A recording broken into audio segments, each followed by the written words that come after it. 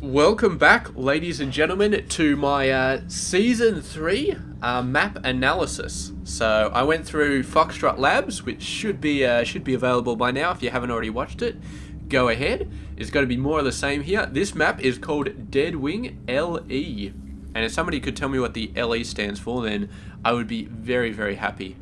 It's, I don't know, was it like Liquid Edition or something? Because I keep hearing that these are Team Liquid winning maps, map contest winning maps and stuff like that. Anyway, let's get stuck to it.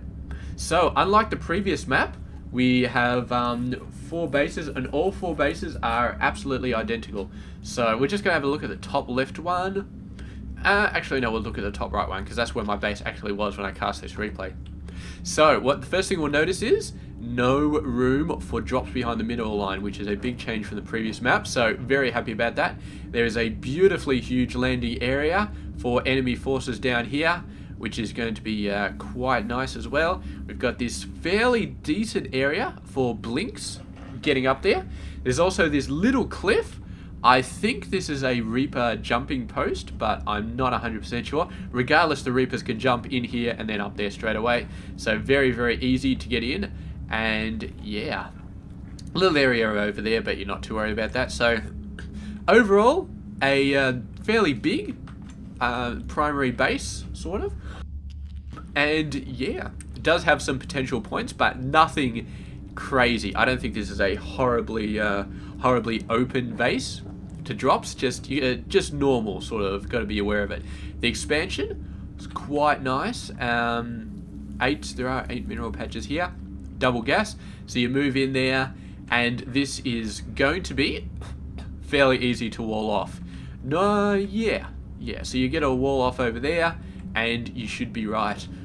Although, let's talk about this area now. So this area is the 3rd/4th base. Now it looks like it's the 3rd base, but I think it's actually a horrible idea to get a 3rd base here, and I'll tell you why in a sec. But first, we'll move over to what I think the 3rd base should be, and it's down here. So this base is quite okay. It's got potential. I think even here the siege tanks might have a little bit of trouble getting over. There is this nice shooting point right there. You put siege tanks up there, it's going to hit that. That's quite nasty.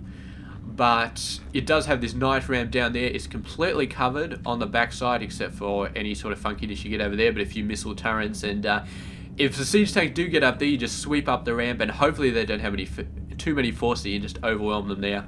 Even Colossus could potentially hit the workers there, but I'm not exactly sure. With a range upgrade, potentially. But yeah, once you get the 3rd base, you've got this gap as well to cover. It's not a huge, massive gap, and it does sort of narrow out around here. It does have the downside of having the high ground up there, but still, it's a better 3rd base than the other one, and I'll tell you why right now, because if you are assuming cross spawn, so your opponent is down there, it is so easy for them to run up here, run right over there. Even with stalkers, they can hit your workers at this point. They just need ground vision. They just hop up here, and beautiful. This mineral patch is so open to attack, it's not even funny. If the minerals were over here instead, I would say fair enough, but the minerals are down here. It is so open to attack right here. Just have to look up this ramp, and there are workers all over the place. It's a horrible, horrible situation to be in. And I mean, you would need to have stalkers or marauders or whatever you could on this ramp, constantly watching, just for ground units who are going to come up and just shoot the crap out of everything. So horrible. You could move a High Templar here and cast a storm there and hit all the workers. You wouldn't even have to move around, run up the ramp. You just do it from the low ground. So I don't like this base at all. I really, really don't. It does have the relative downside as well of this back ramp, which does go all the way over there. So if you are down the bottom left, you're trying to attack, you knock down these rocks, you move in, you knock down these rocks. Hopefully, your opponent wouldn't let you get away with knocking down these rocks, because that's going to just leave you, boom, just open into that expansion. And yeah, so it's almost like you don't want to gate off this section, because this base is, yeah, it's hard to keep these workers alive, but it's not hard to stop a huge army from running up this map. I mean, you can knock them off. You keep most of your forces over here. I'd say keeping most of your forces over this area if you hold this big ramp and you hold there, then you have 4 bases to work with. And you only have to worry about annoying things coming up this ramp, annoying things down here, and maybe annoying things coming down here. But I don't think this is a huge worry. Maybe tanks at the high ground, whatever. So, regardless than that, you've got a couple of watchtowers. You've got this one over on the right-hand side, which does keep an eye on this area, sort of.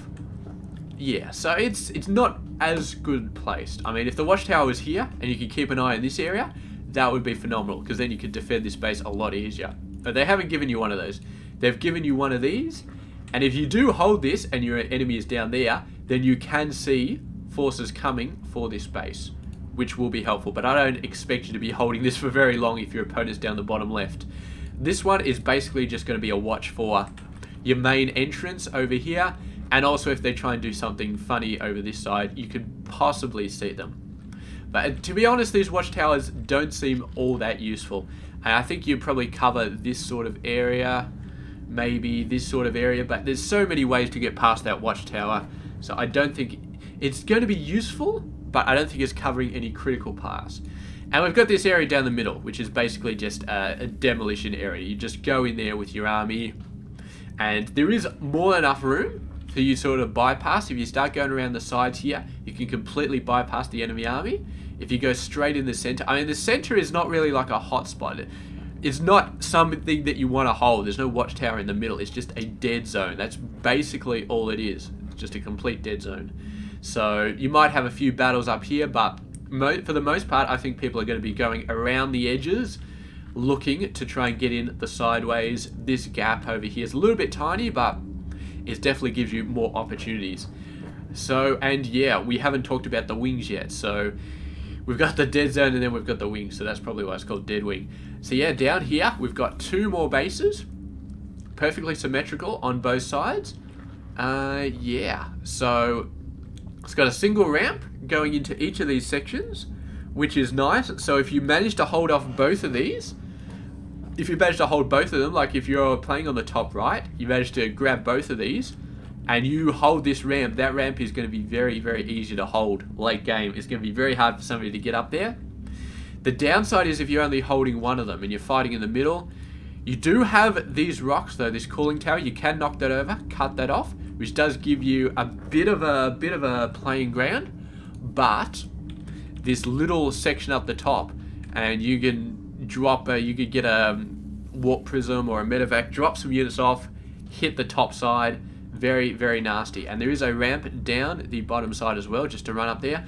I don't think the ramp is going to be too much worry. It's just going to be medevacs. This is such a great place to do drops, to hit guys on the high ground, and you're going to have to be worried about that quite a lot. If you're a Terran player and you're watching this, you're going to need something up the top to really defend against that, because otherwise you're going to take an extreme amount of losses.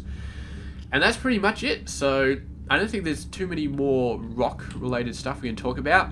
Obviously, if you're starting out in this map, you're looking for what to do. You get this expansion fairly early. I think this is a fairly early expansion you can get.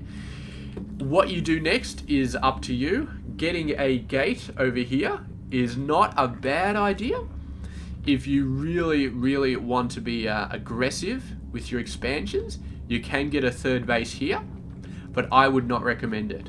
I would not. What I would do is I'd get your expansion, sort of wait a bit, build a bit more forces up, gate this off by all means. It definitely can't hurt, and I don't think it's a waste.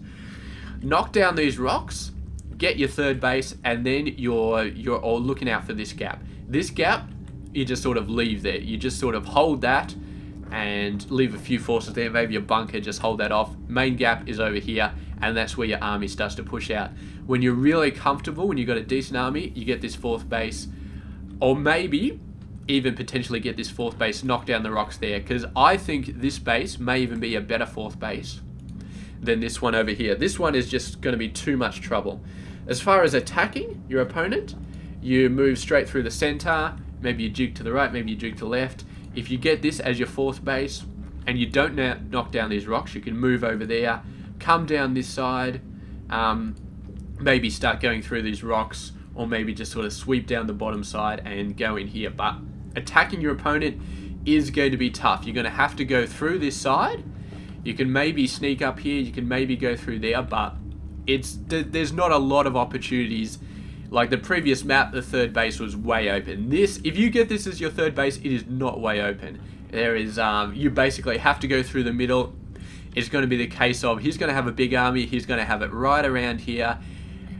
You can't really push through it easily. It's going to be a battle, it's going to be a huge battle of attrition. Think like mass marines and tanks. Trying to get through there is going to be insane. Even here, sneaky stuff, you just have a couple of tanks up here, or you whatever, man. I mean, just maybe sneak a couple of zealots through this gap after a while, get some DTs in there, start wreaking havoc. But it's going to be very, very easy to close this gap off, just to get a few supply depots there, maybe one tank, couple of cannons, whatever it is. And I think that's what's going to happen. Once you get to the point where you want to take this base, you'll just have to close this off, just wall it off, maybe get something easy to defend that, and that's it. You don't worry about it anymore. And that's it. It's basically going to come down to huge battles, and getting through this gap right here, getting into this area is going to be a massive pain. And that's going to be my opinion right here. You're going to have to go through huge amounts of forces on this ramp. You're probably going to have to go through huge amounts of forces on this ramp. You're going to move in here. They're going to sweep in from this side. They're going to sweep in from this side. They're going to sweep in from this side. It's an insane macro map. I mean, you play around a little bit to get the first 4 bases, but once you get the first 4 bases, once you start to get this base, once you start to get this base, it is just going to be insane. And it's so easy to hold 4 or 5 bases in this map. There's very, very limited ways to get in there and actually do a massive amount of damage. It's not open at all. So that, I mean, they say on their website it's going to be a huge macro map, and I definitely agree with them. But yeah, it's going to be pretty insane.